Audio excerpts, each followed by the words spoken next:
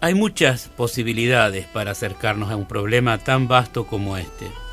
Podemos acudir a muchas reflexiones previas, pero lo importante es que vayamos centrando en un solo tema, que es justamente este edificio tan emblemático de la ciudad de París, que es la ópera.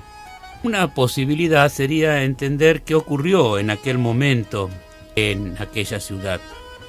Y una de las posibles vías de contacto es que podríamos asociarlo con el irrefrenable poder de lo nuevo, es decir, irrefrenable por el hecho de que no se puede frenar, que es algo absolutamente espontáneo de un grupo que desea ponerse a la page, es decir, ponerse a su tiempo, ser de su tiempo. ¿Y cuál era su tiempo? La novedad de la revolución industrial, la novedad de los nuevos efectos tecnológicos que iban golpeando la vida cotidiana de cada uno de aquellos seres.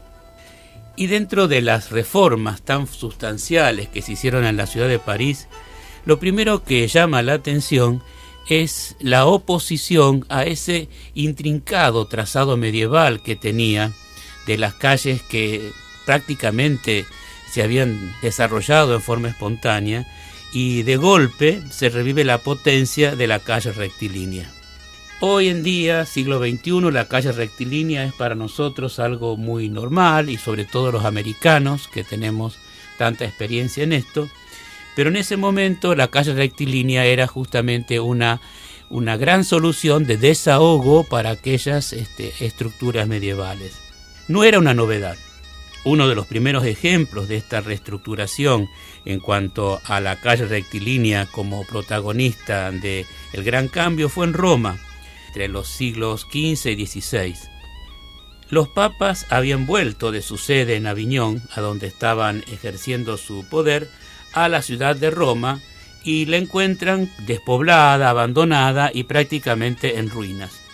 En las épocas imperiales, Roma tenía más de 1 millón de habitantes, pero se había reducido a menos de 20.000, y prácticamente los edificios significativos habían sido tomados como canteras, es decir, que la piedra de ellos había sido desbastada para formar otros emprendimientos.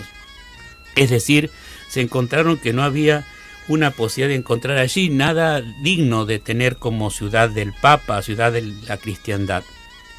Entonces lo que deciden es poco a poco ir abriendo nuevas calles, hasta que en tiempos de Sixto V, 1585, la ciudad se ha ido creciendo y a su vez se realiza un nuevo trazado urbanístico. Se facilitaría con este nuevo trazado la conexión de las 7 principales basílicas dentro de este trazado integrador. Y esta conexión se hace fundamentalmente a partir de calles rectas, tiradas a cordel, donde la amplitud de su ancho permitiera el tránsito de hasta 5 coches, es decir, calles rectas y anchas y que unen puntos significativos de la ciudad. Aún su mismo ingreso, es decir, el ingreso principal a la ciudad, se practicaba desde el norte, es decir, donde estaba asentada la mayor cantidad de población europea, y en este ingreso justamente se traza un tridente, es decir, se llega a una piazza, la Piazza del Popolo, y de allí 3 largos ejes perspectivos que marcan dirección lineal y que van motivando el acceso a la ciudad.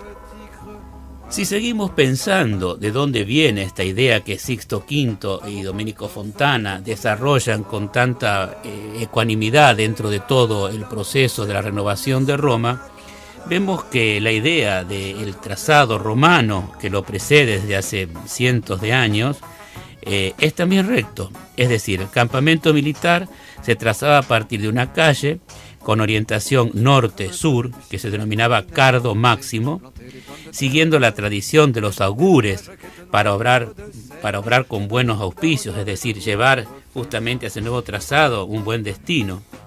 Y de allí deriva el término justamente cardinal de la orientación geográfica. Se le cruzaba a este Cardo Máximo un Decumanus Maximus, es decir, la otra calle principal perpendiculares ambas entre sí. Y así, en este cardo decumano tenían un centro llamado Umbilicus, a donde en el campamento se ubicaba el general, y posteriormente este alojamiento de la figura máxima de ese ejército se transformó justamente en la ubicación de la plaza pública, es decir, en el encuentro de toda la población de esa nueva urbe. Siguiendo con esta idea, Cardo, Decumano, Umbilicus, Plaza, vemos que han quedado cuartos, quartieri. Cada uno de esos cuartos no eran sino barrios, que estaban también procesados a través de paralelas al Cardo y al Decumanus Máximo. Esta distribución y luego la formación de cuadrados llamados manzanas es algo muy presente durante toda la colonización española en América. Pero si volvemos al pasado y podemos observar la presencia del cardo en una urbe romana como Apamea en Siria, se puede observar que además del trazado recto, también a cada uno de los costados de esa vía, es decir, en cada una de las edificaciones, hay una constancia de altura. Es decir, la calle recta parecía estar acompañada también por una significativa repetición de altura de los edificios que se alojaban a sus lados. Por lo tanto, encontramos en aquel París justamente rastros de aquella situación. Cambios que de alguna manera también estaban pensando en direccionarse hacia otro sentido, hacia el sentido de lograr un espíritu laico dentro de la cultura del pueblo. Originalmente la ciudad de París durante muchos años tuvo su centro, su identidad, su lugar más específicamente parisino en la iglesia de Notre Dame. Esta iglesia evidentemente era un espacio absolutamente construido por el esfuerzo del pueblo que le había otorgado este significado, ¿no? El esfuerzo del pueblo a partir de una construcción de un edificio religioso que representaba la ciudad. Pero ahora se busca establecer un nuevo orden oficial en estos nuevos tiempos, en esta línea de tradición. Y esta idea de tener un orden oficial también podemos buscarla como antecedente en Versailles, en el palacio de Luis XIV. Justamente este gran emprendimiento realizado a finales de 1600 y principios del 1700 toma también el tridente como un lugar de ingreso parecido al de Roma, nada más que en lugar de que el tridente hay una sola puerta que se divide en tres como en Roma, acá hay tres caminos que conducen a un solo punto que es el Palacio del Rey, es decir, el embudo al revés. Y esto va a llegar a formar luego, en este punto tan álgido de centro, la aparición de un enorme eje al infinito que, atravesando el palacio y aún la cámara del rey, se busca de ordenar todo el complejo de jardines que lo rodean. Y esta idea de infinito y esta idea de centro justamente está apoyando que Luis XIV, de largo reinado porque muere anciano en 1713, era justamente la idea de que quería aparentar ser el rey sol, es decir, el rey con cuya presencia nunca había problemas. Cuando hay sol tenemos la certeza de lo que vemos, mientras que cuando no hay sol, es de noche, la idea que se preocupa es de lo tenebroso, lo que no puede llegar a controlarse.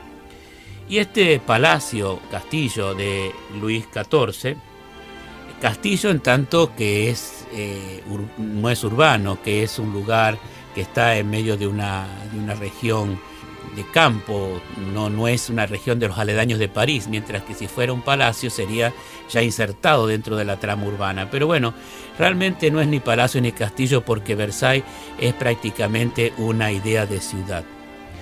Y esta idea la toman los distintos monarcas de Europa, como podemos verla presente en Viena, en el Palacio de Schönbrunn, que sigue estos lineamientos paradigmáticos. Y para planear esta nueva ciudad, París no se tomó, como en el caso de Versailles, un único centro referencial. No es la idea hacer de París la casa de un rey, sino instituirse también en un modelo universal, pero a su vez de una manera diferente y prácticamente como una enorme red, como una enorme conjunción de situaciones.